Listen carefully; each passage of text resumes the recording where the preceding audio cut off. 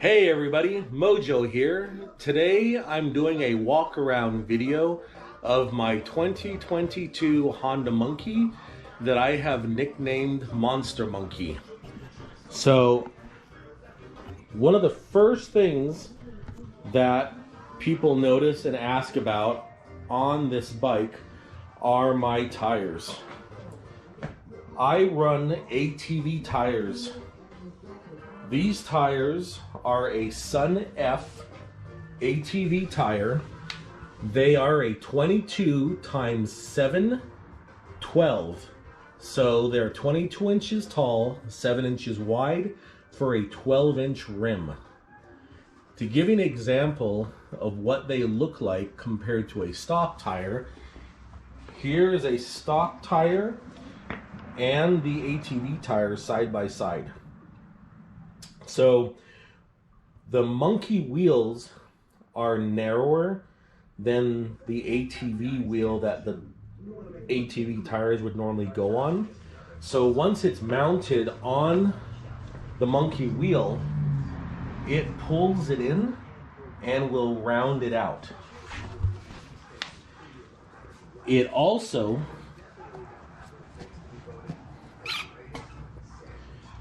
sets it taller because it pushes it up, so it has it run a little bit taller, and it goes and rounds it out. So it looks a lot different once it's on the wheel than it does off the wheel, but it's still a big difference between the stock. The rear wheel of the Monkey is a little bit wider than the front wheel. Because of this, the rear tire will sit on there wider also, so it doesn't pull it in as much because the wheel is wider. Even though they're both the same tire, so that's the front and the rear kind of side by side. So in order to run these tires on my bike, there's a few things I had to do. First, I changed out my front forks. So the front forks were too short. These forks, they are 2 inches longer and they have more ride in the suspension. Here are the forks.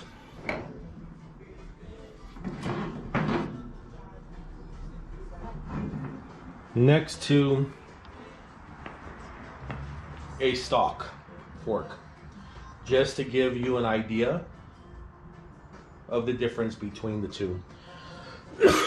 The springs inside my aftermarket forks are also a little bit stiffer, which helps out a lot since I weigh around 275 pounds and I'm 6 foot.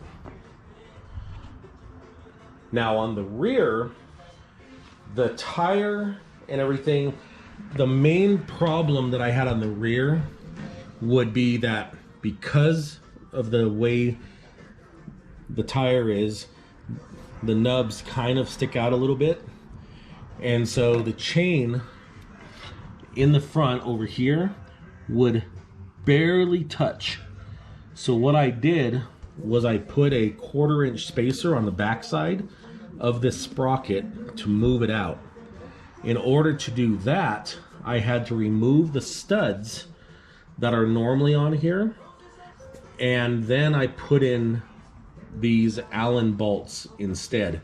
So that way I had enough thread and it was longer going in, and I was able to get that all to work.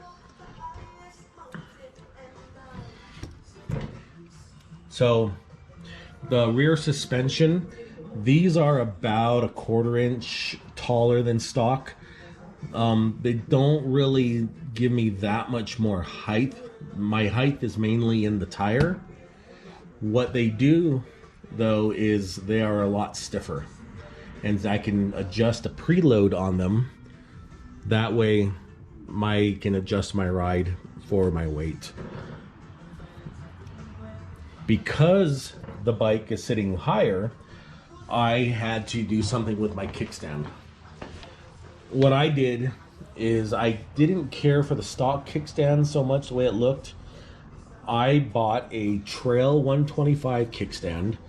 I cut it, added 2 inches, welded it back together. So now it compensates for how much higher the bike sits, and I can still use my kickstand. Next, my rear sprocket and front sprocket and chain setup.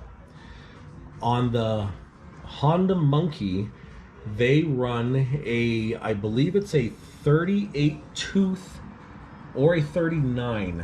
It's one or the other in the rear and a 14 in the front. And they run a 420 chain and sprocket setup. I switched mine to a 428. This is the same chain and sprockets that they run on the Trail 125 and the same chain size that you will run on the Yamaha TW200. So it's a heavier duty chain. This chain is an O-ring chain.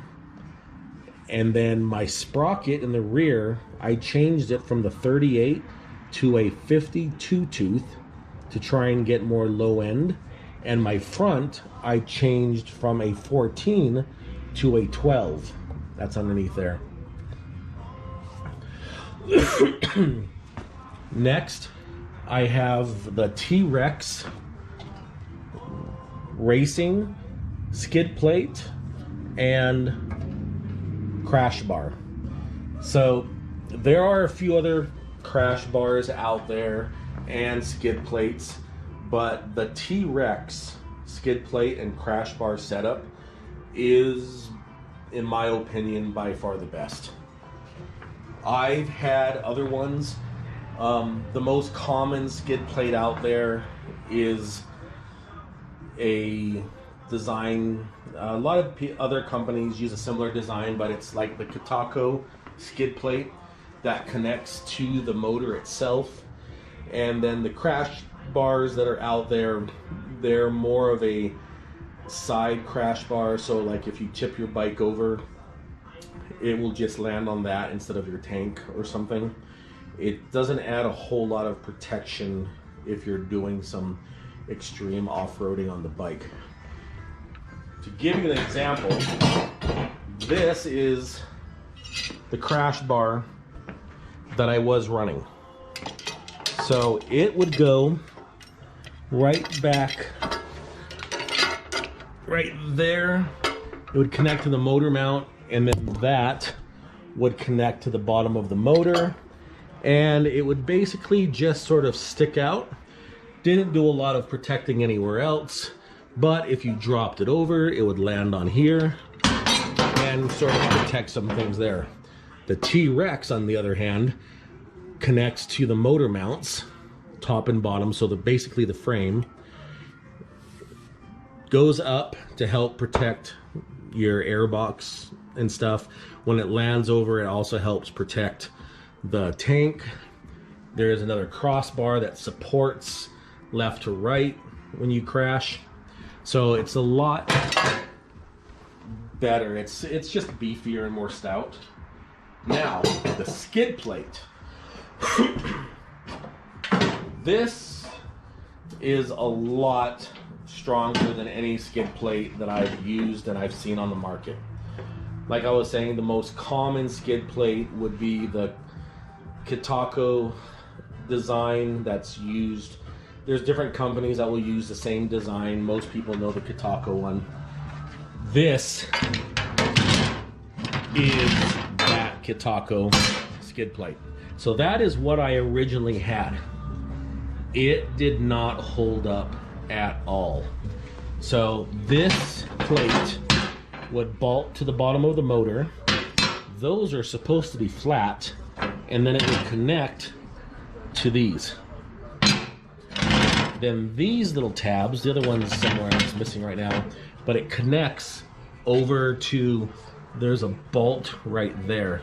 So basically it connects with a little spacer that holds it in place, and it looks neat, but it really doesn't do a whole lot. I mean,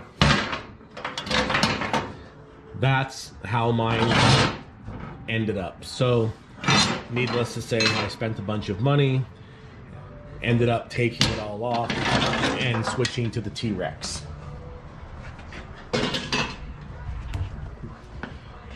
Then I have this crash bar. I would suggest, even if you don't get the cage, to get this. Even if you're not doing anything crazy off-road, this will save your muffler. So on your exhaust here, if you have your bike on the stand, you accidentally tip it over, it will land on this first before hitting that.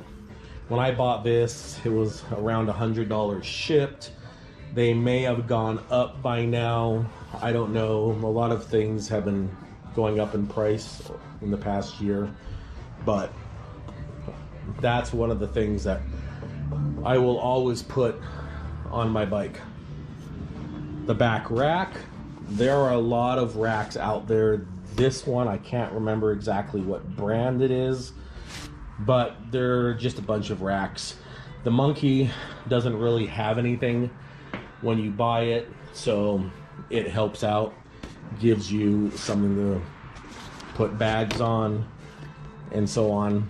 My front rack, this is a Piranha brand front rack, and so it bolts up to the headlight mount on the side of the frame and then comes up. It has this. I put this bag on top to hold some other things. I also put this LED light, so I just drilled a hole on either side and bolted it up and wired it up. I got this off of MOJO Customs website, along with this Honda Monkey 125 lighted emblem. Emblem doesn't really do much, it just, I thought it looked neat. When you turn it on, light goes on, lights up. The bags, I use mole bags on all my bikes. There are all different types and sizes that you can buy. If you look online, just put in your search MOLLE bag or pouch, and I use them here. I have them here. I have them on the back. This bag is just a motorcycle back rack bag that I bought, strapped it on. This is a tank bag that's held on by magnets. There's a magnet on all four corners, back and front. I also put this clip, and I put that clip so if I crash the bike or if I go through a bunch of trees and brush and it gets pushed, it can get pushed, but it doesn't leave the bike, and I can just throw it back on. You can buy bags that have straps that will strap them down. I just didn't want to have to disconnect every time I filled up my tank with fuel, and it's just a magnet. Worked good for me, and I just throw it on. My spotlights are just inexpensive LED lights I bought off of Amazon. They were $15 when I bought them, and that was shipped. The brackets were around $13 shipped when I bought them. I have them along with this LED bar wired in to a relay that's connected to a LED switch that is connected to my ignition. So while the key is off, there's no power. When I turn the key on, push the button, power. All the lights go on. This lights up red, so I know during the daytime if I can't see the lights on, I can see that. I know that they're on. And basically it just lights up more. I use these lights. They light up a lot. I've ridden this bike at nighttime going over Slick Rock Trail down in Moab, and the lights worked great. Everything was lit up on that trail. Brush guards, I'm running these to save my hands and my levers. They are, in my opinion, very useful. If you drop the bike, it gives you a handle you can grab when you pull it back up. And so that's why I have these crash bars on. My mirrors, they're just inexpensive mirrors that fold down. Got them off of Amazon also. They were $18 shipped at the time that I bought them. They're extremely cheap and cheaply made, but they haven't broke on me yet, and it's convenient when I go on the trails just to flip it over and flip it back. There's more expensive brands you can buy that are around $130, I think, for the set, and they use a similar mounting process as the Ram mounts. But you know, for $18, these do what I need them to do. Handlebars are stock, but I did buy an aftermarket handlebar crossbar support. There are a lot of different brands out there that you can purchase. They're not that expensive. This one was $19 shipped. I bought this one partially because it's real carbon fiber and I liked it. And the main purpose of this for me is another place to put a bag. So I hold a lot of my GoPro stuff in here. I have my GoPro mount. This mount is for my drone controller. My drone has smart track on it, so I put the controller up, set the drone on me, and then I ride and I can see and make sure that it's still following me. I also have GoPro mounts on the side of my rack and on the back. So this one's kind of a fun one to have. If I'm riding with a bunch of people, it just videotapes behind everyone following me. It's a different view of the ride. What else? The bags. So this, normally I just use it, I throw in my, if I take my drone with me, I have a case, it fits perfect in here, and the controller fits perfect back here until I need it. This, I will have a bunch of battery packs in, along with this. My side bag, this holds a battery operated, if I can get it out, air pump. So, and it has that connects to it. With these tires, off-road, I have found that they run with my weight best at around 4 to 6 PSI. So, because of that, I air them down when I go off-road, but on-road, they run best, so I'll have less drag if I'm running around 19 PSI. And that will cut my drag down so I can at least go as fast as the bike will let me go before I hit my rev limiter. It hits the rev limiter right around 40-45 miles an hour, mainly because my gearing is so low, and so I will hit that rev limiter pretty quick. But anyway, so when I go riding, I will have my bike tires aired up if I'm leaving from my place to a trail, or if I'm somewhere and I'm going to be on the road on before I get to the trails, I have them aired up. Ride to the trail, I will air them down. Then after I'm done, I will air them back up again and go back on the road. And that is convenient for that. This bag, I hold my pair of gloves, and then I have a tool bag.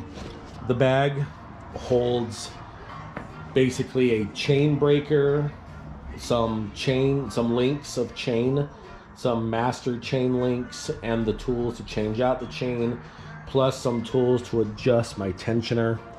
The reason why I have those things on this bike, and on pretty much all my bikes that I do a lot of off-roading on, is the last thing you want is to be in the middle of nowhere, lose part of your chain, and not have anything to replace it when it's something as simple as putting a couple links in so you can get back home. Because of that, it doesn't take up a lot of room, it's not that heavy, and it's peace of mind. I've had it happen before, and now I carry that stuff around. This bag, besides other stuff that I'll put in it while I'm take off, it always has water bottles and a bungee strap, so if I need to strap stuff on top, it'll just hook over and strap on top.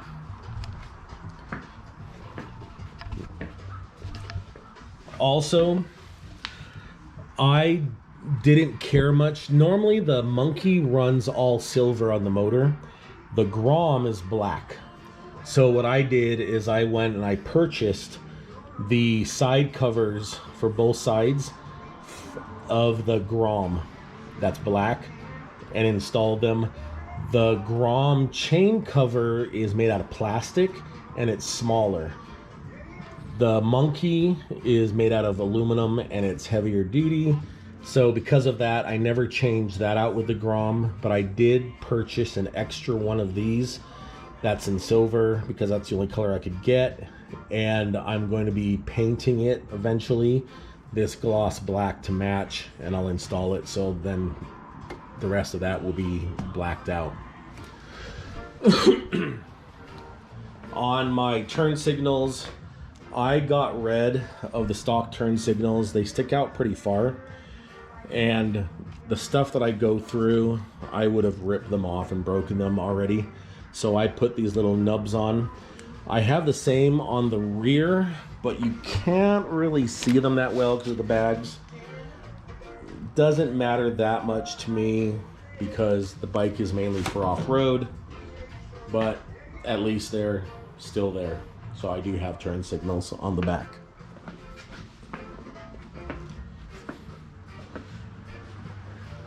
And that is basically what my Monster Monkey is.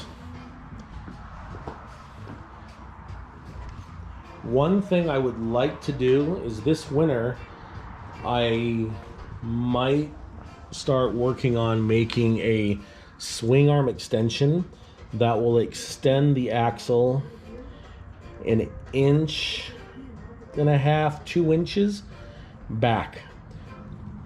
If I can move this wheel back about an inch and a half, 2 inches, that would help out a lot on some of the steep stuff that I climb. The Monkey has a very short wheelbase, so there are a lot of steep areas that it will want to just lift that front tire up. I have a lot of traction in the rear and my gearing is really low, so it will want to keep going, but because of how steep some of the trails I go on are, that front end will just want to lift up. It's especially bad if there's a lip at the top of whatever I'm climbing, because it will hit that lip and want to pop the front end over. So that extra 1.5 to 2 inches would help out a lot in some of those areas. Other than that, I've thought about putting a big bore kit on it, but you know, I haven't needed the extra power yet. I'd probably change my mind if I had it on. My main concern is being as reliable as possible, and I hear different things. I hear people who put them on and end up having to rebuild their motor because something happened, whether it was them installing it wrong or whether it was just having the extra horsepower and whatnot in there, wearing out components. Don't know, but the 125 motor and the way I have it set up right now, it pretty much gets me everywhere I want to go with this little thing. and I'm a big guy. I'm 6 foot and I weigh 275, maybe 280 pounds. So for this little tiny bike to get me in some of the places that I've been, it's pretty impressive. It's one of my favorite bikes to ride.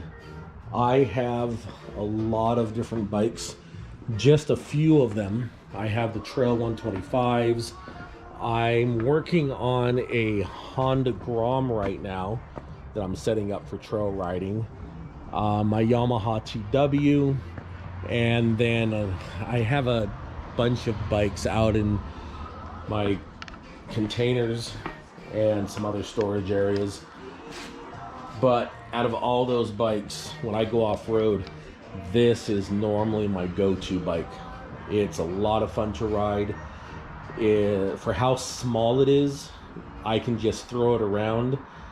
The TW will get me in a lot of places, but it is a heavy bike, and if it's going over, it's going over. I just let it go. Where this, if it's going over, I'll just manhandle it around and then keep going.